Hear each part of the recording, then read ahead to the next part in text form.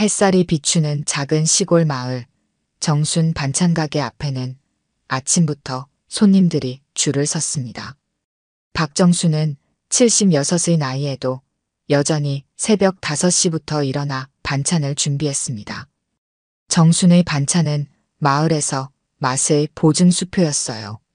특히 매콤한 깻잎 장아찌는 인근 도시에서도 소문이 나 종종 멀리서 찾아오는 손님도 있었죠. 김치는 조금 덜 맵게 해주세요, 어머니. 정수는 익숙한 솜씨로 김치를 담았습니다. 걱정 말아요.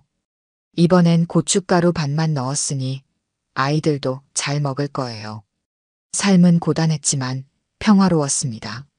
30년 전 남편을 잃고 홀로 아들 민철을 키워온 정순에게 이제 남은 가족은 아들과 20살 손자 태영뿐이었어요. 반찬가게는 정순이 가족을 지키기 위해 선택한 생존 방식이었습니다. 할머니, 오늘은 일찍 끝내요. 내일 시험인데 도와드릴게요. 대학생인 손자 태영이 가게로 들어왔습니다. 태영은 할머니의 유일한 자랑이자 희망이었죠. 정수는 손자의 머리를 쓰다듬었습니다. 그래, 우리 손자 공부해야지. 할머니는 괜찮아요. 저녁 무렵 반찬가게 문이 열렸습니다. 도시적인 세련미가 느껴지는 중년 여성이 들어왔습니다. 낯선 얼굴에 정수는 고개를 갸웃했어요. 어서 오세요. 무슨 반찬을 찾으시나요? 여성은 잠시 망설이더니 조심스럽게 정순에게 다가왔습니다. 반찬을 사러 온 것이 아닙니다. 정수는 의아한 표정으로 여성을 바라봤어요. 여성은 깊은 한숨을 내쉬었습니다. 저는 윤세연이라고 합니다. 어머니, 저예요. 아버지가 남기신 따님이에요. 정순의 얼굴이 굳었습니다. 무슨 말도 안 되는 소리를 하는 건지 이해할 수 없었어요. 무슨 말씀이세요? 우리 영감은 30년 전에 돌아가셨는데요. 세연은 가방에서 낡은 사진 한 장을 꺼냈습니다. 젊은 시절 정순의 남편과 어린 소녀가 함께 찍힌 사진이었어요. 어머니가 아시는 것보다 더 많은 일이 있었어요. 제 어머니는 5년 전에 돌아가셨습니다. 임종 직전에 아버지의 이야기를 해주셨죠. 그리고 이 사진을 주셨어요. 정수는 사진을 받아들었습니다. 분명 남편이 맞았어요. 정수는 의자에 털썩 주저앉았습니다. 남편의 외도는 알고 있었지만 딸이 있었다는 사실은 전혀 모르고 있었죠. 왜 지금에서야? 세연은 정순의 손을 조심스럽게 잡았습니다. 용기가 나지 않았어요. 하지만 이제는 어머니께 진실을 알려드리고 싶었습니다. 그리고 세연은 잠시 망설이다 말을 이었습니다. 이젠 어머니가 혼자 외롭지 않게 해드리고 싶어요. 정수는 복잡한 감정에 휩싸였습니다. 분노, 배신감, 그리고 이상하게도 작은 위안까지. 세연의 눈에서는 진심이 느껴졌어요. 며칠 후 세연은 다시 정순의 가게를 찾았습니다. 이번에는 작은 선물을 들고 왔죠. 정순의 아들 민철은 처음에는 의아해했지만 사실을 알고 나서는 의외로 담담하게 받아들였습니다. 그래도 아버지 피인데요, 어머니. 세상 일은 어떻게 될지 모르는 거죠. 민철의 너그러운 반응에 정순도 조금씩 마음의 문을 열기 시작했습니다. 세연은 자주 가게에 들러 정순을 도왔어요. 세련된 말투와 교양 있는 행동은 정순에게 묘한 매력으로 다가왔습니다. 어머니, 이제 가족이 한 명 더 생긴 셈이네요. 앞으로 더 자주 찾아뵐게요. 세연의 미소는 따뜻했지만 그 눈빛 깊은 곳에는 알 수 없는 어둠이 감춰져 있었습니다. 정수는 그 어둠을 미처 알아채지 못했어요. 세연이 정순의 삶에 들어온 지 보름 만에 비극이 찾아왔습니다. 그날은 비가 내리는 저녁이었어요. 정수는 가게 문을 닫으려던 참이었습니다. 마을 파출소장이 우산도 없이 급하게 뛰어들어왔죠. 정순 어머니, 큰일 났습니다. 정순의 심장이 멎는 것 같았습니다. 파출소장의 목소리는 떨리고 있었어요. 민철이가 사고를 당했습니다. 지금 병원으로 가야 합니다. 비 오는 고속도로에서 민철의 차가 가드레일을 들이받은 것이었습니다. 병원에 도착했을 때 의사는 고개를 저었어요. 이미 손 쓸 수 없었죠. 브레이크 결함으로 인한 사고라고 했습니다. 어머니, 제가 있어요. 세연이 정순의 손을 잡았습니다. 정순은 아무것도 느껴지지 않았어요. 그저 아들의 차가운 얼굴만 보였습니다. 갑작스러운 상실감에 정순은 말을 잃었죠.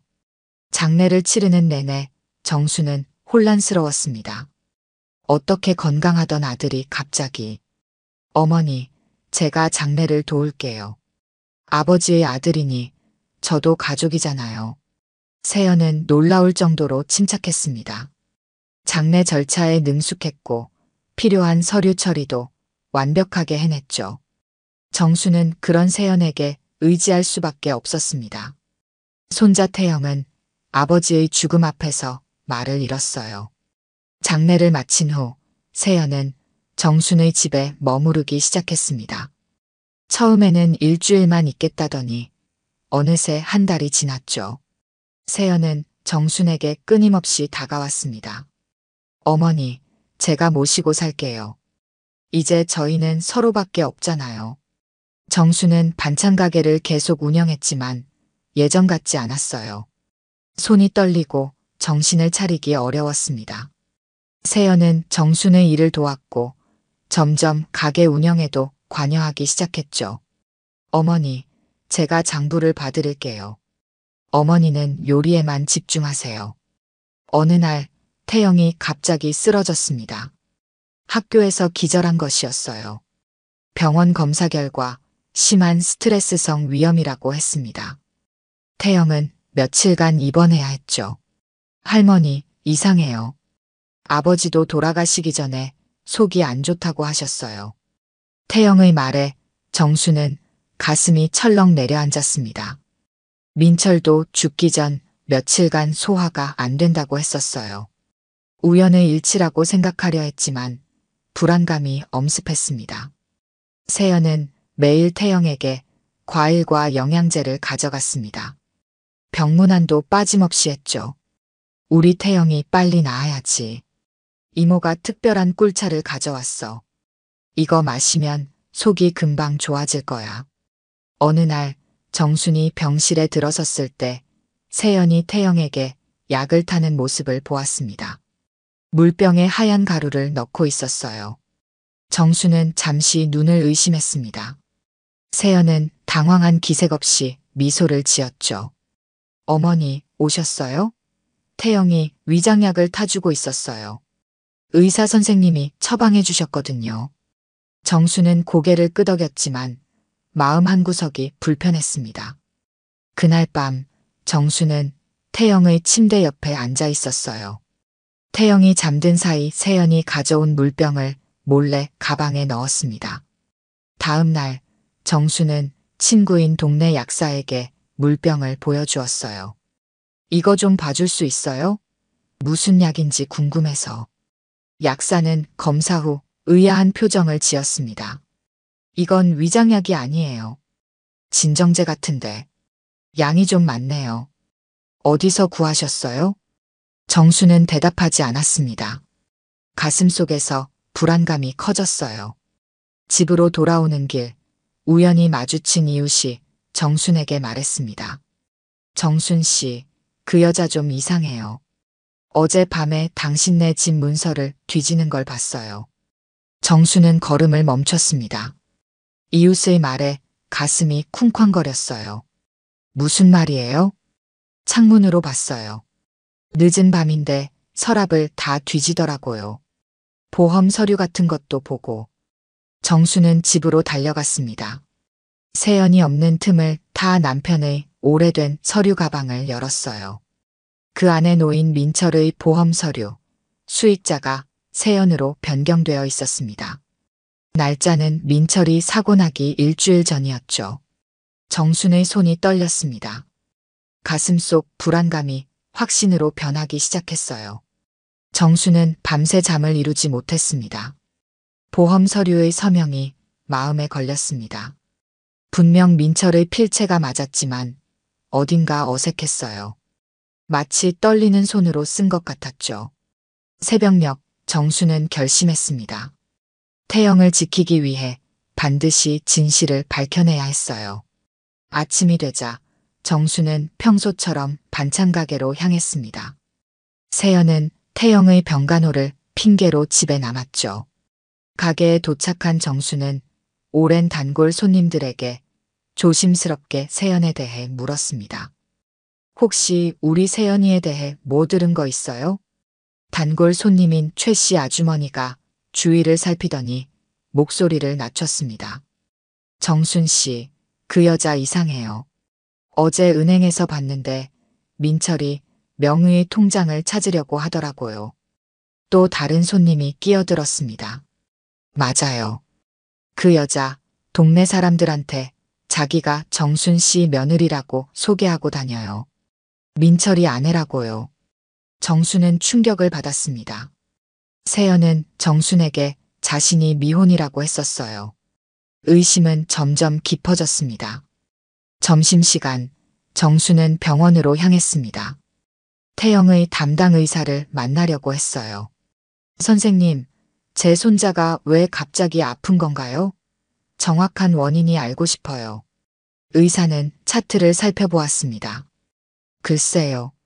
위험 증상이지만 혈액 검사에서 이상한 수치가 나왔습니다. 추가 검사가 필요해요. 정수는 주저하다 물었습니다. 혹시 약물 때문일 수도 있나요? 의사의 눈썹이 올라갔습니다. 무슨 말씀이세요? 정수는 세연이 타던 약에 대해 이야기했습니다. 의사는 심각한 표정으로 고개를 끄덕였어요. 즉시 검사해 보겠습니다. 그리고 의사는 잠시 망설이다 말을 이었습니다. 환자 주변인에 대한 면회를 제한하는 게 좋겠습니다. 병원을 나오는 길, 정수는 태영의 대학 친구들을 만났습니다. 그들은 태영이 평소 자주 이야기했던 아버지의 사고에 대해 의심하고 있었어요. 할머니, 태영이가 얼마 전에 아버지의 차를 점검했다고 했어요. 그런데 브레이크가 새 것이었대요. 교체한 지 일주일도 안 됐다고. 정수는 가슴이 철렁 내려앉았습니다. 민철은 항상 차량 관리에 철저했어요. 브레이크 결함으로 사고가 났다는 경찰의 말이 갑자기 의심스러워졌죠. 집으로 돌아온 정수는 세연의 방을 살펴보기로 결심했습니다. 세연이 병원에 있는 동안 조심스럽게 그녀의 가방을 뒤졌어요. 가방 안에는 여러 개의 신분증이 있었습니다. 모두 다른 이름이었지만 사진은 세연이었죠. 정수는 깊은 숨을 들이마셨습니다. 그리고 다이어리를 발견했습니다. 그 안에는 민철의 일상이 꼼꼼하게 기록되어 있었어요. 언제 출근하고 어디서 밥을 먹고 어떤 약을 먹는지까지. 마지막 페이지에는 빨간 펜으로 동그라미 친 날짜가 있었습니다. 민철이 사고를 당한 날이었죠. 정수는 다이어리를 떨리는 손으로 넘겼습니다. 그리고 충격적인 메모를 발견했어요. 대상 삼박민철. 보험 금액 5억. 계획 실행일 4월 15일. 정순의 다리에 힘이 빠졌습니다. 벽을 짚으며 주저앉았어요. 이제 모든 것이 명확해졌습니다. 세연은 정순의 딸이 아니었어요. 그저 보험금을 노리고 접근한 사기꾼이었죠. 그때 현관문이 열리는 소리가 들렸습니다. 세연이 돌아온 것이었어요. 정수는 급하게 다이어리를 원래 자리에 놓고 방에서 나왔습니다. 어머니, 집에 계셨어요? 태영이가 많이 좋아졌어요. 내일 퇴원할 수 있대요. 세연의 미소는 여전히 따뜻했습니다. 하지만 정순의 눈에는 이제 그 미소가 차갑게 보였어요. 그래, 다행이구나. 정수는 평소와 다름없이 행동하려 노력했습니다. 세연의 눈을 똑바로 보지 못했죠. 세연은 정순의 어깨를 감싸 안았습니다. 어머니, 괜찮으세요? 얼굴이 안 좋아 보여요. 정순은 억지로 미소를 지었습니다. 괜찮아요. 그저 피곤해서 그래요. 저녁 식사 후 정순은 마당에 나가 하늘을 바라봤습니다. 별이 반짝이고 있었어요. 정순은 남편과 아들을 생각했습니다. 그리고 아직 살아있는 손자 태영을 떠올렸죠. 정순의 눈에서 결연한 빛이 번쩍였습니다. 세연, 절대로 내 손자는 안 건드리게 할 거야. 정순은 오래된 전화번호부를 꺼냈습니다. 그리고 30년 전 마지막으로 연락했던 그 사람의 번호를 찾기 시작했어요. 조용재, 전직 경찰이자 정순의 첫사랑이었죠. 새벽 5시 정순은 버스터미널로 향했습니다. 처음으로 가게 문을 열지 않는 날이었어요. 마음은 무거웠지만 손자를 지키기 위해서는 반드시 도움이 필요했습니다. 버스는 2시간 후 서울에 도착했어요. 정수는 떨리는 손으로 옛 전화번호로 전화를 걸었습니다. 여보세요? 조용재 씨 맞나요? 잠시 침묵 후 깊은 목소리가 들렸습니다. 네, 맞습니다만. 누구시죠? 정순이에요.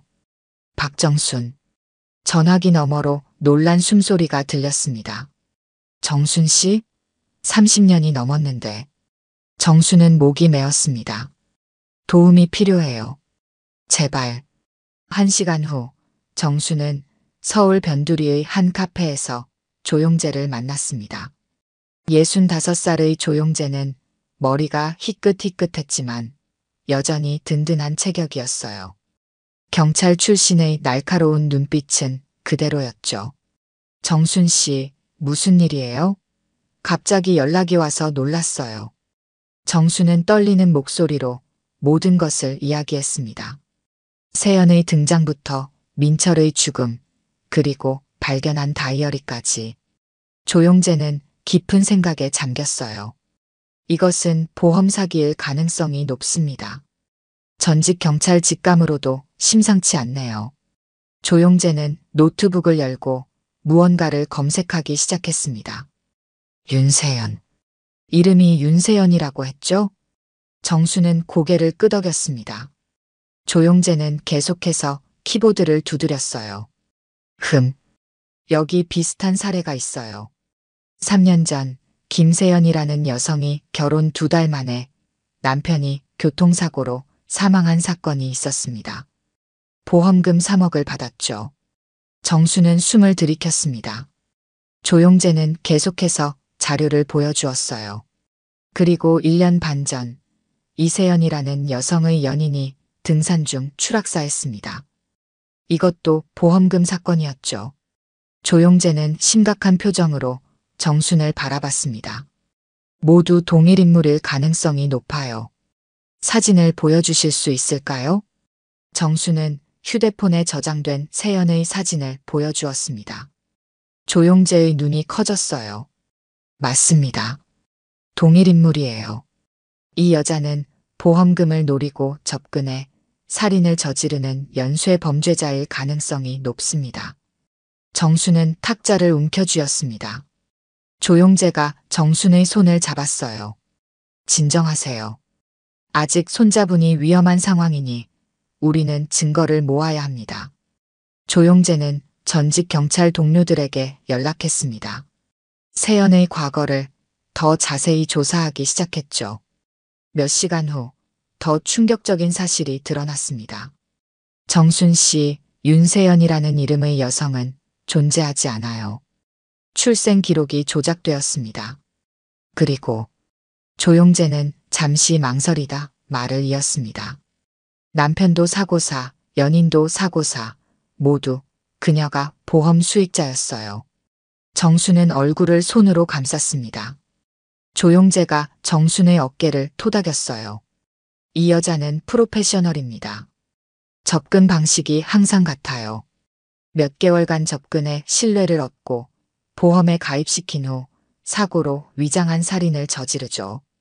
정수는 손자 태영을 생각하며 가슴이 조여들었습니다. 어떻게 해야 하죠?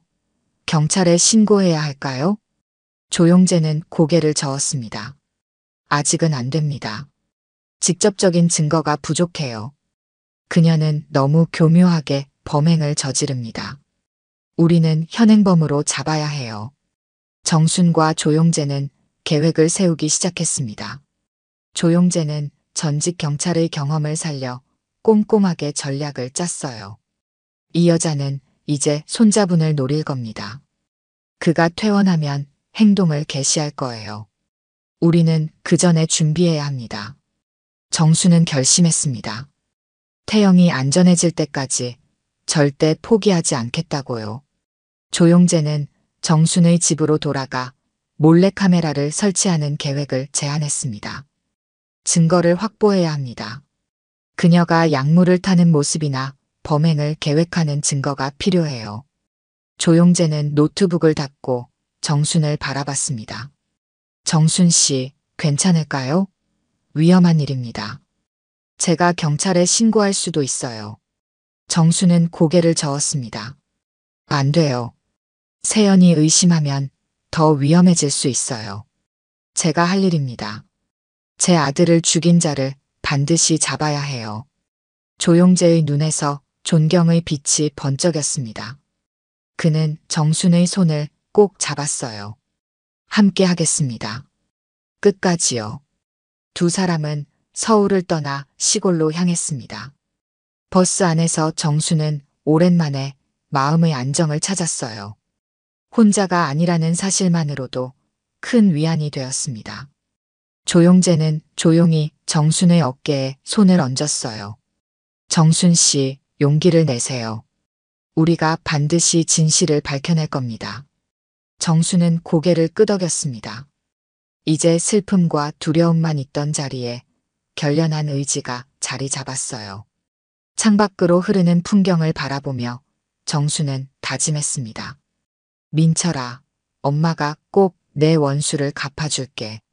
정순과 조용재는 늦은 밤 마을에 도착했습니다. 조용재는 근처 여관에 묵기로 했어요. 정수는 마치 아무 일도 없었던 것처럼 집으로 돌아갔습니다. 세연은 거실에서 텔레비전을 보고 있었죠. 어머니, 어디 다녀오셨어요? 걱정했잖아요. 세연의 목소리는 다정했지만 정수는 이제 그 위선을 간파할 수 있었습니다. 정수는 아무렇지 않은 척 대답했어요. 친구 집에 갔다 왔어요. 내일 태영이 퇴원한다고 해서 반찬도 좀 부탁했죠. 세연은 고개를 끄덕였습니다. 정수는 평소처럼 행동하려 노력했어요. 하지만 아들을 죽인 살인자와 한 공간에 있다는 생각에 온몸이 떨렸습니다. 다음 날 아침, 정수는 일찍 일어나 반찬 가게로 향했습니다. 가게에서 조용재를 만났어요. 조용재는 작은 가방을 들고 있었습니다. 정순 씨, 이것들이 필요할 겁니다. 가방 안에는 소형 녹음기와 몰래카메라, 그리고 작은 장치들이 있었습니다. 조용재는 하나하나 사용법을 알려주었어요. 이건 옷에 달 수 있는 녹음기입니다. 이 버튼을 누르면 작동해요. 그리고 이 작은 카메라는 책장이나 화분에 숨길 수 있죠. 정수는 조심스럽게 장비들을 살폈습니다. 조용재는 진지한 표정으로 말을 이었어요. 중요한 건 증거입니다. 세연이 약물을 타는 장면이나 범행에 대해 말하는 모습을 담아야 해요. 그녀가 의심하지 않도록 자연스럽게 행동하세요. 정수는 고개를 끄덕였습니다. 오전에는 가게를 열었다가 점심시간에 서둘러 집으로 돌아왔어요. 세연은 병원에 있었습니다. 태영이 퇴원하는 날이었죠. 정수는 빠르게 움직였습니다. 부엌에 작은 카메라를 설치했습니다. 세연이 차나 음식을 준비하는 모습을 볼 수 있는 각도였어요. 거실 책장에도 카메라를 숨겼습니다. 그리고 자신의 옷 안쪽에 녹음기를 달았죠. 저녁이 되어 태영이 퇴원했습니다. 세연은 태영을 부축하며 집으로 들어왔어요. 태영아, 이제 집이야. 할머니가 맛있는 저녁 준비했을 거야. 정수는 태영을 꼭 안았습니다. 눈물이 날 것 같았지만 참았어요. 태영은 여전히 창백했습니다. 정수는 이제 아들을 잃었고 손자마저 위험에 처했다는 생각에 가슴이 아팠죠. 할머니 괜찮아요. 이제 많이 좋아졌어요. 저녁 식사 시간, 세연은 직접 태영의 약을 챙겼습니다. 정수는 그 모습을 지켜봤어요. 세연이 주방에서 물을 따를 때 몰래 하얀 가루를 넣는 모습이 카메라에 포착되었습니다. 태영아, 이 약 먹어야지. 의사 선생님이 꼭 먹으라고 했어. 정수는 재빨리 행동했습니다. 내가 마실게. 목이 좀 마르네. 정수는 태영 앞의 물잔을 가져와 자신이 마시려는 척했습니다. 세연의 눈이 커졌어요. 어머니, 그건 태영이 약이에요. 세연이 급하게 물잔을 가로챘습니다. 정수는 그 순간을 놓치지 않았어요. 왜 그래? 물 아니었어? 세연은 당황한 기색을 감추려 했습니다. 아, 이건 특별한 약이 섞인 물이라서요. 태영이만 마셔야 해요. 정수는 고개를 끄덕였지만 세연의 행동이 모두 녹음되고 있다는 사실에 안도했습니다. 저녁 식사 후 태영이 먼저 방으로 들어갔어요. 정수는 세연과 단둘이 남았습니다. 세연아, 사실 할 말이 있어요. 세연은 호기심 어린 표정으로 정순을 바라봤습니다. 뭔데요, 어머니? 정수는 떨리는 목소리로 말했습니다. 민철이 보험금. 수익자를 바꾸고 싶어요. 세연의 눈이 빛났다가 이내 감춰졌습니다. 왜요? 제가 가족인데. 정수는 한숨을 내쉬었습니다. 아니, 태영이 앞으로 해두는 게 좋을 것 같아서. 혹시 나도 무슨 일 있으면. 세연은 급하게 정순의 손을 잡았습니다. 어머니, 무슨 말씀이세요? 어머니는 오래오래 사셔야죠. 정수는 세연의 눈을 똑바로 보았습니다. 보험 수익자 변경할게요. 나도 이제 나이가 많잖아. 세연의 표정이 굳었다가 이내 미소를 지었습니다. 어머니 마음대로 하세요. 하지만 어머니, 건강이 안 좋으신가요? 정수는 기침을 했습니다. 요즘 좀 피곤해요. 가슴도 아프고. 세연의 눈빛이 변했습니다. 정수는 그 눈빛을 놓치지 않았어요. 사냥감을 발견한 맹수의 눈빛이었죠. 다음 날 아침, 정수는 조용재에게 녹화된 영상과 녹음을 전달했습니다. 조용재는 자료를 검토한 후 고개를 끄덕였어요. 좋은 증거입니다. 하지만 아직 결정적인 건 없어요. 더 필요합니다.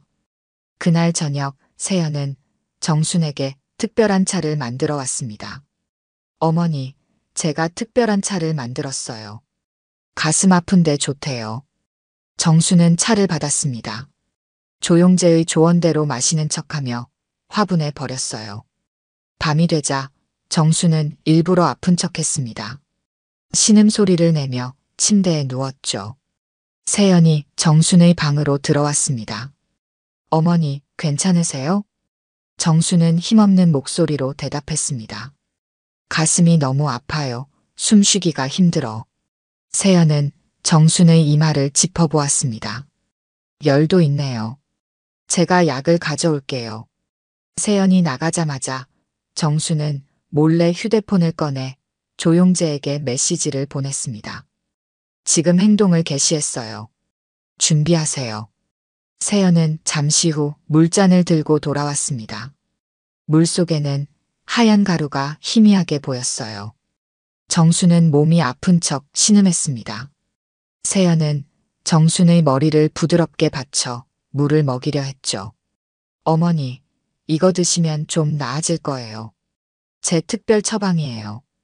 정수는 떨리는 손으로 물잔을 받았습니다. 조용재가 알려준 대로 시간을 끌어야 했어요. 정수는 천천히 물잔을 입에 가져갔습니다. 물이 입술에 닿기 직전 정수는 일부러 기침을 했죠. 물이 이불에 쏟아졌습니다. 미안해요, 세연아. 다시 가져다 줄래? 세연의 눈이 초조하게 흔들렸습니다. 시계를 힐끗 보더니 다시 미소를 지었어요. 괜찮아요, 어머니. 제가 다시 타올게요. 세연이 방을 나가는 순간 정수는 재빨리 휴대폰을 확인했습니다. 조용재에게서 메시지가 와 있었어요. 준비 완료. 신호 주면 들어갑니다. 정수는 간단히 지금이라고 답장을 보냈습니다. 세연이 다시 물잔을 들고 돌아왔어요.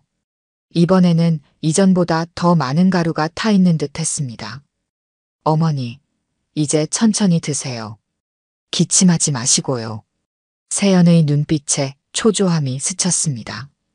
정수는 물잔을 받아들었어요. 이번에는 정말로 마실 수밖에 없을 것 같았습니다. 정수는 눈을 감고 마음의 준비를 했어요. 그때 현관문이 요란한 소리와 함께 열렸습니다. 경찰이다. 움직이지 마. 세연의 얼굴이 창백해졌습니다. 물잔을 떨어뜨리며 뒤로 물러섰어요. 방문이 열리고 조용재와 경찰들이 들어왔습니다. 경찰 셋이 세연을 향해 총을 겨누었죠. 윤세연, 아니 이름이 뭐든 간에 움직이지 마. 당신을 살인미수 혐의로 체포합니다. 세연은 창문 쪽으로 달려갔지만 이미 다른 경찰이 밖에서 기다리고 있었습니다. 도망칠 길이 없었어요. 세연은 갑자기 표정을 바꾸었습니다. 무슨 소리예요? 저는 그저 어머니를 돌보고 있었을 뿐인데요. 정수는 천천히 침대에서 일어났습니다. 더 이상 아픈 척할 필요가 없었어요. 조용재가 정순에게 다가와 어깨를 감쌌습니다. 괜찮으세요, 정순 씨? 정수는 고개를 끄덕였습니다. 경찰은 세연의 손에 수갑을 채웠어요. 세연은 여전히 연기를 계속했습니다. 이게 무슨 짓이에요? 이 늙은 년이 날 모함하는 거예요. 저는 정순 어머니의 딸이라고요. 조용재가 태블릿을 꺼냈습니다. 화면에는 세연이 물에 약을 타는 장면이 재생되고 있었어요. 당신이 방금 정순 씨에게 먹이려던 물에 든 약물은 검사 결과 고농도의 수면제와 심장마비를 유발할 수 있는 약물이었습니다. 세연의 얼굴이 일그러졌습니다. 조용재는 계속해서 증거를 제시했어요. 그리고 우리는 당신의 과거 범행에 대한 증거도 확보했습니다. 김세연, 이세연, 그리고 지금의 윤세연까지 모두 당신이죠. 세연은 마지막 발악을 했습니다. 증거가 없을 텐데 내가 왜 그런 짓을 해요? 그때 태영이 방문을 열고 들어왔습니다. 손에는 세연의 가방이 들려 있었어요. 이거면 증거가 될까요? 세연 이모 가방에서 찾았어요. 다이어리랑 여러 개의 신분증, 그리고 아버지의 사고를 계획한 메모들. 세연의 얼굴이 창백해졌습니다. 경찰은 태영에게서 증거물을 넘겨받았어요. 세연은 더 이상 빠져나갈 구멍이 없음을 깨달았습니다. 그녀의 표정이 갑자기 변했어요. 이제는 가면을 벗은 진짜 모습이었습니다. 그래, 내가 했어. 그 바보 같은 아들도 내가 죽였어. 너무 쉬웠다고. 차에 브레이크 오일을 빼고 약을 타주고. 그 멍청이는 내가 이복 동생이라고 믿었지. 정수는 충격을 받았습니다. 세연의 고백을 듣는 것은 생각보다 더 고통스러웠어요.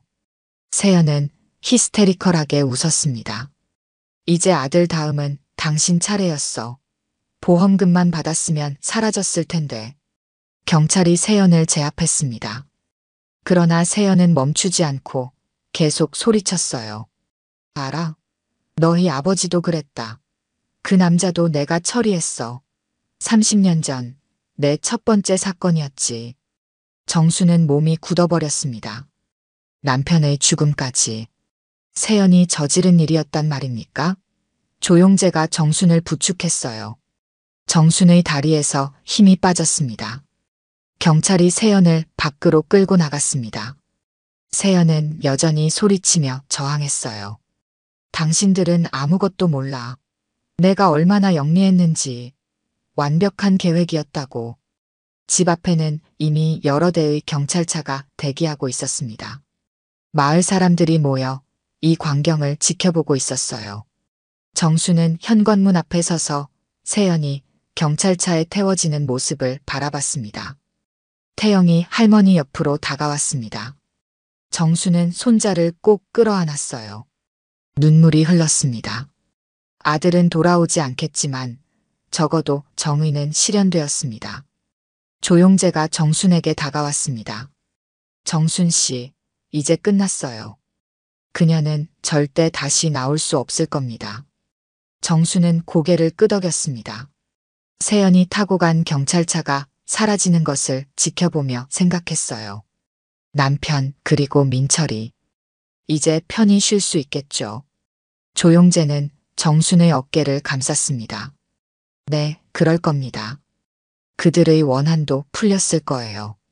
경찰들은 집안을 수색했습니다. 세연의 방에서 더 많은 증거물들이 발견되었어요. 가짜 신분증들, 독극물, 그리고 새로운 범행을 계획한 메모들까지. 정수는 그제야 자신이 얼마나 큰 위험에 노출되어 있었는지 깨달았습니다. 마을 사람들은 정순에게 위로의 말을 건넸습니다. 그들도 세연이 이상하다고 느꼈지만 이렇게 끔찍한 사실일 줄은 몰랐다고 했어요. 모든 혼란이 가라앉고 집에는 정순과 태영 그리고 조용재만 남았습니다. 태영은 할머니를 위해 따뜻한 차를 준비했어요. 할머니, 이제 괜찮아요. 우리 함께 이겨낼 거예요. 세연이 체포된 지 석 달이 지난 후 재판이 시작되었습니다. 법정은 사람들로 가득 찼어요.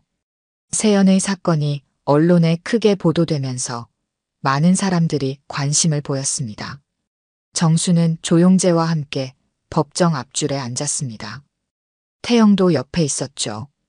세연은 수갑을 찬 채로 법정에 들어왔습니다. 교도소 생활로 그녀의 모습은 많이 변해 있었어요. 화려했던 머리카락은 단정하게 잘린 상태였고 얼굴은 창백했습니다.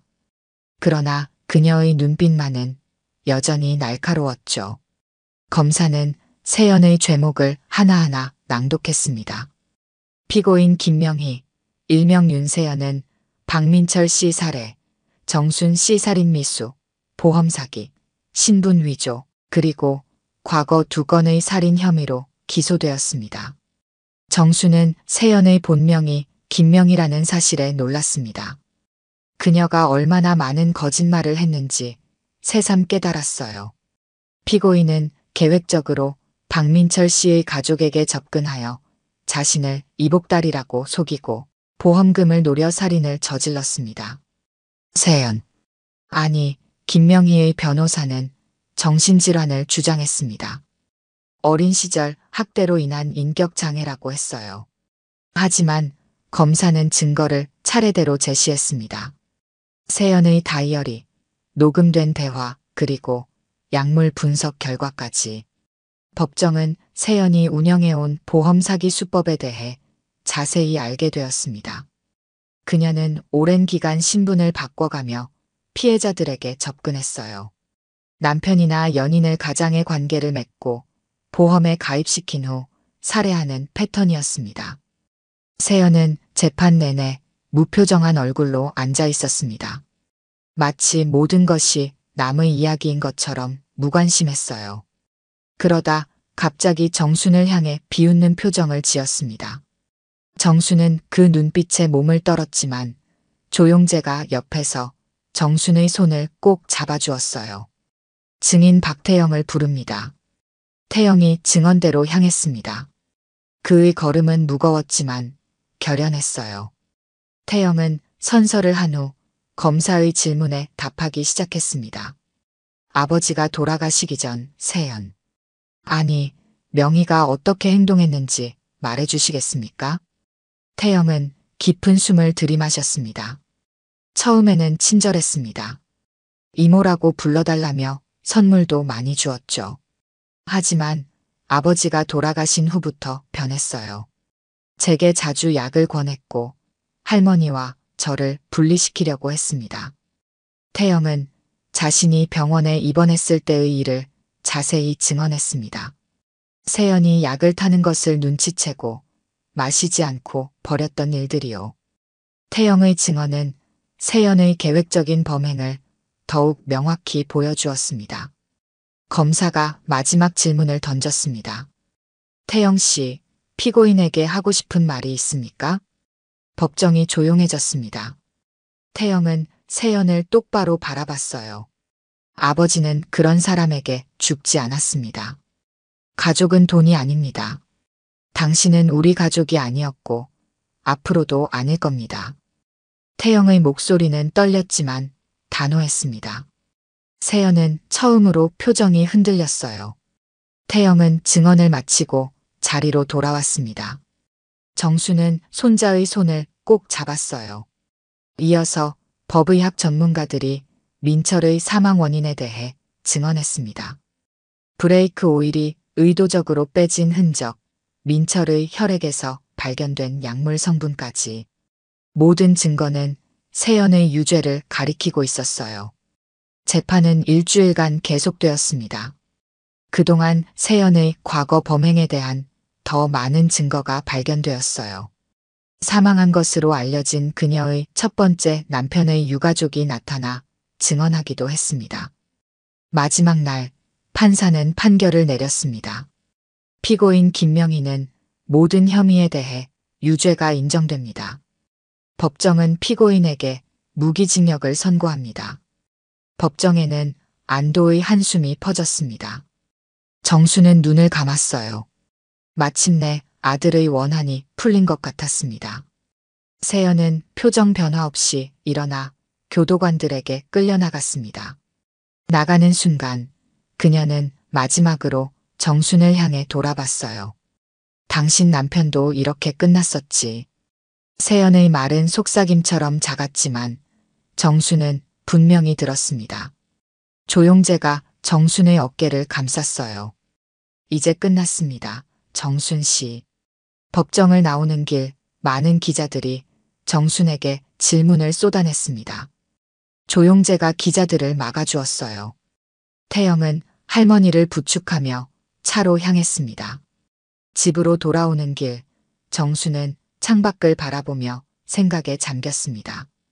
이제 모든 것이 끝났지만 가슴 한구석이 여전히 무거웠어요. 남편의 죽음까지 세연의 범행이었다는 사실이 그녀를 괴롭혔습니다. 조용재는 정순의 마음을 읽은 듯 말했습니다. 정순 씨, 남편분의 사망 당시 기록을 찾아봤습니다. 세연. 아니, 명희의 말은 거짓일 가능성이 높아요. 그녀는 당시 16살에 불과했습니다. 단순히 당신을 괴롭히려고 한 말일 겁니다. 정수는 고개를 끄덕였습니다. 조용재의 말이 맞을 것 같았어요. 세연은 끝까지 독을 품고 있었습니다. 집에 도착하자 이웃들이 모여 정순을 반겼습니다. 그들은 모두 재판 결과를 듣고 축하해 주러 온 것이었어요. 정수는 오랜만에 미소를 지었습니다. 고마워요, 여러분. 이제 다시 시작할 수 있을 것 같아요. 태영은 할머니의 손을 잡았습니다. 할머니, 아버지도 분명 기뻐하실 거예요. 우리가 진실을 밝혀냈으니까요. 정수는 손자를 바라봤습니다. 태영의 얼굴에서 민철의 모습이 겹쳐 보였어요. 가슴이 뭉클했습니다. 그래, 우리가 해냈구나. 재판이 끝난 지 한 달이 지났습니다. 가을바람이 마을을 감싸고 있었어요. 정수는 오랜만에 반찬가게 문을 열었습니다. 가게 앞에는 벌써 단골 손님들이 기다리고 있었죠. 정순 씨, 드디어 가게 여셨네요. 기다렸어요. 정수는 미소를 지었습니다. 고개를 끄덕이며 손님들을 맞이했어요. 이전처럼 활기차진 않았지만 적어도 다시 일상으로 돌아온 것만으로도 감사했습니다. 오늘은 김치가 정말 맛있어요. 저도 할 수 있을 것 같았는데 역시 정순 씨의 손맛을 따라갈 수가 없네요. 손님들의 칭찬에 정순은 쑥스러워했습니다. 가게 안은 금세 시끌벅적해졌어요. 정순은 분주히 움직이며 손님들의 주문을 받았습니다. 오랜만에 느끼는 일상의 평온함이었죠. 오후가 되자 조용재가 가게를 찾아왔습니다. 그는 이제 주말마다 마을에 내려와 정순을 만나고 있었어요.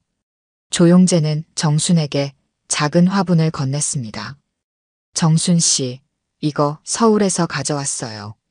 집 앞 텃밭에 심으면 좋을 것 같아서요. 정순은 화분을 받아들었습니다. 작은 미나리 모종이었어요. 정순의 눈가에 미소가 번졌습니다. 고마워요. 우리 텃밭에 딱 맞겠네요. 조용재는 정순의 가게를 둘러봤습니다. 벽에 걸린 민철의 사진 옆에 태영의 대학 졸업 사진이 추가되어 있었어요. 정순의 가족 사진이었죠. 태영이 잘 지내요? 정순은 고개를 끄덕였습니다. 네, 학교도 열심히 다니고 요즘은 제법 웃기도 해요. 처음에는 많이 힘들어 했는데 이제는 조금씩 나아지고 있어요. 조용재는 정순의 옆에 앉았습니다. 두 사람은 잠시 말없이 창밖을 바라봤어요. 가을 햇살이 따스했습니다. 정순 씨, 앞으로의 계획이 있으세요? 정순은 생각에 잠겼습니다. 지난 몇 달간 그녀의 삶은 완전히 뒤바뀌었어요. 아들을 잃었고 남편의 죽음에 대한 의문도 생겼습니다.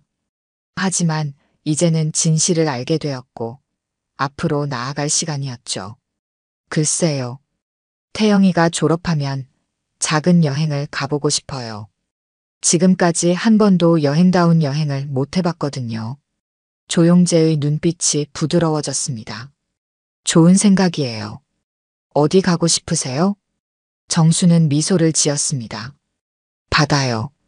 민철이 아버지와 약속했었는데 평생 못 지켰어요. 이제라도 가보고 싶어요. 조용재는 정순의 손을 조심스럽게 잡았습니다. 정순은 손을 빼지 않았어요. 함께 가도 될까요? 제가 운전도 할 수 있고. 정순은 살짝 얼굴이 붉어졌습니다. 76의 나이에 이런 감정을 느끼다니 스스로도 놀라웠어요. 그럼요, 좋죠. 가게 문종이 울렸습니다. 태영이 들어왔어요. 그의 품에는 작은 강아지가 안겨 있었습니다. 할머니, 이것 좀 보세요. 정순과 조용재는 놀란 표정으로 태영을 바라봤습니다. 태영은 자랑스럽게 강아지를 내보였어요. 길에서 주웠어요. 누가 버린 것 같은데 너무 귀여워서 그냥 지나칠 수가 없었어요. 강아지는 하얀 털에 검은 반점이 있었습니다. 크기는 작았지만 활발하게 꼬리를 흔들었어요. 정수는 망설였습니다. 태영아, 강아지는 돌봐주는 게 쉽지 않아. 태영은 간절한 눈빛으로 할머니를 바라봤습니다.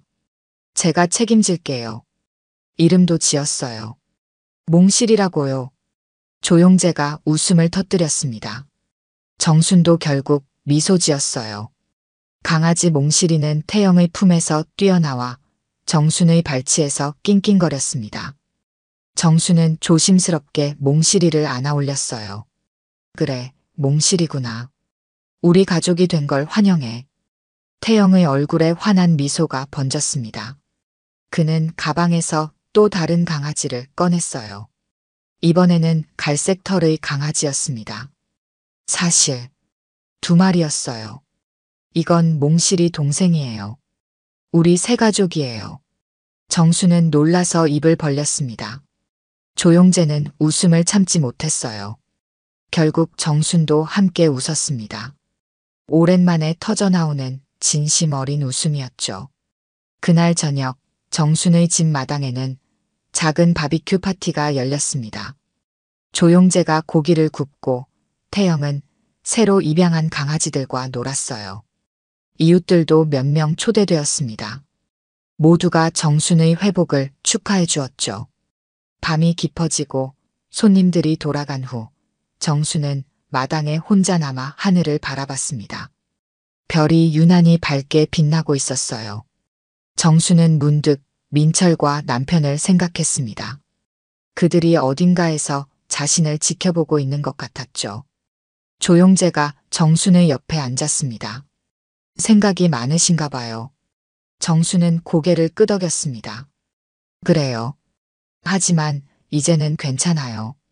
민철이와 남편도 이제는 편히 쉴 수 있을 것 같아요.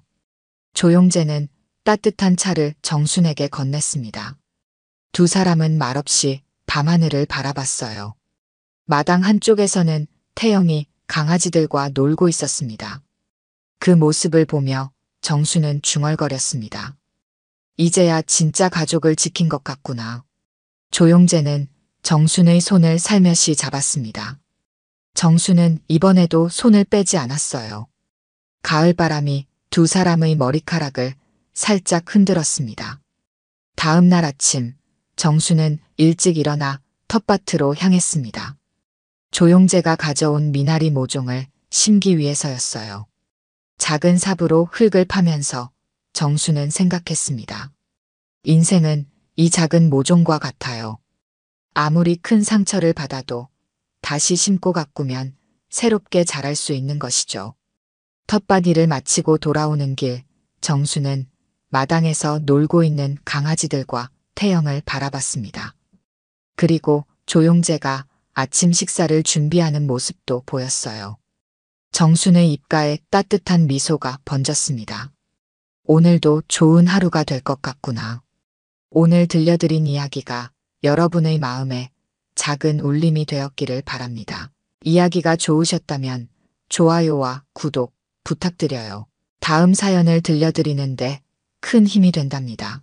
그리고 여러분의 이야기도 댓글로 들려주세요. 다음 이야기 때 또 뵙겠습니다.